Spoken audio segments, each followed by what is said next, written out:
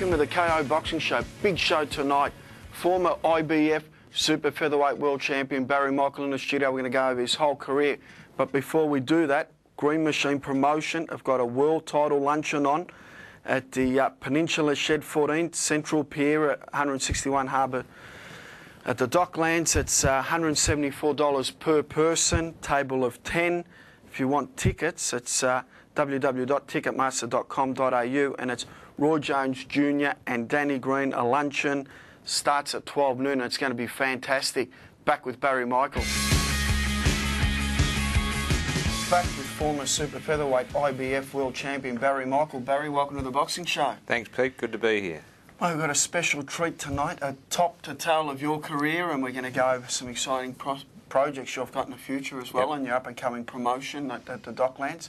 But, mate, let's go straight into your career because on the 2nd of the 6th, 1955, you were born in Watford, England. A lot of people don't realise that, but you were born in England. I was imported, yeah. How old were you when you came to Australia? Came to Australia when I was about 2.5, and Dad, my father, had decided that our future was in this country, and the whole lot of us were naturalised by the time I was about 3. We didn't muck around, so I think I'm entitled to call myself a fair nickum Aussie. No, fair enough, Baz. Now, you went into an amateur record. Let's go over it. You've had 17 amateur fights. You won 10 and lost 6. 7. I'll talk about it briefly. I had my first amateur fight with a guy, or my first 10 amateur fights with a guy called David Elliott. He was my first trainer, and I actually trained 3 weeks, twice a week for my first fight. Fought a guy that had 10 fights and beat him on a split decision. I won 5 in a row, and then they put me up against opposition that had like 50, 60 fights, and I lost 5 in a row, but I really believe 4 of those were bad decisions. Yep. And then I went to another trainer, Pete, called Alan Meeker, who took me into my pro career, but I had 7 amateur fights with him, and I won 5 of those, and I believe I really only lost 1 of those, to be honest. So I reckon the others were bad decisions, and you'd think after losing 5 on the trot, you'd think of doing something else, but I knew I had something. How old were you when you had your first amateur fight, Barry? 15. At 15? 15, yeah. How old were you when you first started training? I'd mucked around when I was from an age of about 13 onwards, because Lionel Rose and Johnny Famishon were my inspiration, Lionel in particular, to see where... So Lionel was your hero growing up? Lionel was my hero growing up, and I later became a sparring partner and dear friend of Lionel and Famo. The two of them were both my inspiration, but Lionel... His son Michael Rose, a great guy too. Yeah, Michael's a ripper bloke. But Lionel was my particular inspiration, seeing where he came from Jackson's track, because I was brought up in commission flats and saw a lot of poverty and a lot of hardship and a lot of ugly things as well, drugs and, a lot of other nasty things growing up. And, basically by the time I was 15, I had this secure dream in my mind that, one day I was going to be a professional fighter. TV ringside was the go, and I was obsessed with TV ringside and boxing in general.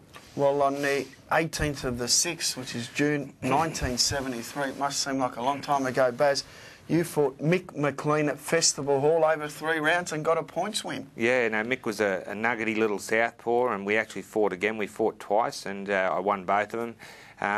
Tough little southpaw Mick, and he turned up at my previous house about 5 or 6 years ago, just unannounced, walked up the driveway, and I hadn't seen him in, like 30 years or something, and said, "You don't know who it is?" And I had no idea who it was. When he told me, we hugged each other, and so he's Mick, if you're out there, g'day.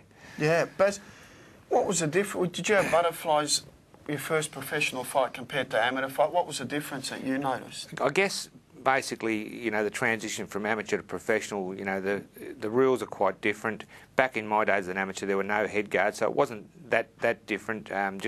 You could fight. I was an in fighter, an up close fighter, and that didn't suit the amateur style. They liked the distance punching, so the professional style suited me more. Had plenty of butterflies. Was always nervous before a fight, but was looking forward to it. Always wanted to be a professional. Decided fairly early that the amateur game wasn't suited to me. But when I look at it now, and when I talk to young guys that are boxing, I try to get them to concentrate on an amateur boxing career, because I think it's a great sport. No one gets hurt, and we've never won a gold medal in amateur boxing. Per capita, we're one of the strongest sporting nations in the world. But I think the first Australian amateur that wins a gold medal, he's going to be a multi-millionaire before he knows it. Yeah. Let's go over your thoughts here, Baz. You've just won the 3rd round, 3-rounder. You won on points. Did you ever think at that stage you'd end up where you'd end up as far as being a professional fighter?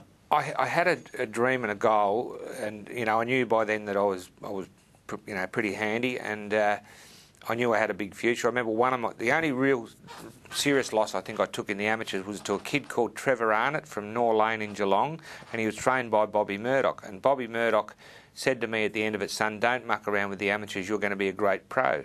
And I saw Bobby recently, he's always supported me. But I had this dream and goal that one day I'd want to fight for the world title. That was never thought about winning it. It was just to get in the ring and hear the man saying, and 15 3-minute rounds for the championship of the world, which finally happened. You then just fought and became a real seasoned, tough, hard nails. I mean, a real McCoy fighter. And it was hard for you to get fights back then, Baz? It got to the stage where I was #1 in Australia for a couple of years for the lightweight title, which was one of my first main ambitions, to win the blue ribbon lightweight division, which I finally won off Billy Mulholland in Coonabarabran. 15 3-minute rounds for $750, and we chartered a single-engine Cessna up there. Glenn Walsh's brother, Lenny Walsh, flew it up there for me. You wouldn't get me in a single-engine plane these days. But I had that title. I made 9 defences and never lost it. But, basically it got to the stage where there wasn't opponents in Australia for me, so I had to travel, and I'd fight. I fought in Indonesia 5 times, the Philippines. I fought in Georgetown, Guyana, a couple of weeks after the Jim Jones massacre. Hawaii, trained in Italy, fought in England, fought in Wales, fought basically anywhere for $1, and to try and climb the ladder and get that opportunity of a world title, because back then there really wasn't the sponsorship or the backing or the promotions, to look at a world title or look to going that next step. Well, you travelled overseas. Let's talk about your time you spent abroad. You lived in Miami? Briefly in Miami about 4 times. I used to train at the 5th Street Gym, was where, and I say it at sportsman's nights, the great fighters trained there. Muhammad Ali trained there, Sugar Ray Leonard, Barry Michael, we all trained there. But, just seriously, the Dundees are good. Well, Chris Dundee, who is now, he's deceased now, he was a great mate of mine. He used to always pick me up there. They basically knew about me after I beat Al Carter, which is something we'll probably talk about. And when I went to America the first time, which was after I'd lost my Commonwealth title to Claude Noel, they sort of received me with open arms, and Chris Dundee put me up at his house, and Angelo Dundee had a separate gym. I used to go and train at Angelo's place. But the Fifth Street Gym in Miami, which is where Ali trained, and was right through his career basically there, was a lot of fighters there, a lot of Cubans, a lot of Mexicans, Puerto Ricans, and a lot of tough guys, and every gym spar was like a war. I bet it was, Baz. Yep. Let's talk about a war, because on the 14th of the 9th, September 1981, 28 years ago, you fought a guy called Al Carter, and he was a guy no one wanted to fight, basically.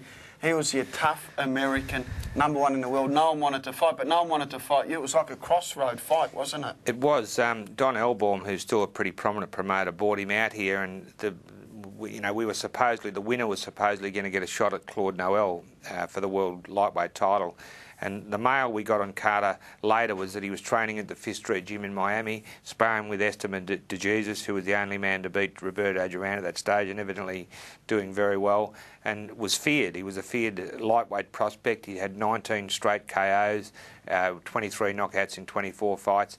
And I got told, after beating him years later, I got told in '87, just before I lost my world title to Rocky Lockridge, by David Wolfe, who was the manager of Boom Boom Mancini, also from Ohio.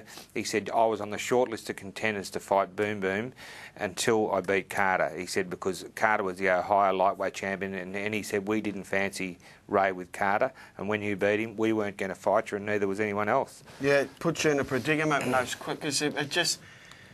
You become too dangerous to fight then.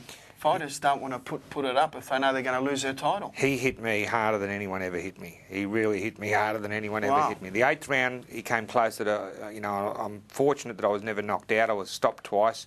But I was never knocked off my feet in 60 professional fights, but Carter came closer than anyone in the 8th round. That was at Dallas Brooks Hall, and did Mike Ryan promote that? Mike Ryan promoted it. Mike Ryan commentated it, and if you look at the tape, in the 8th round he says, Barry Michael's been hit with dozens of knockout punches tonight, doesn't look like being hurt, but now he's hurt, now he's in trouble, and then he goes, he's gone. He gave me up as gone. Oh.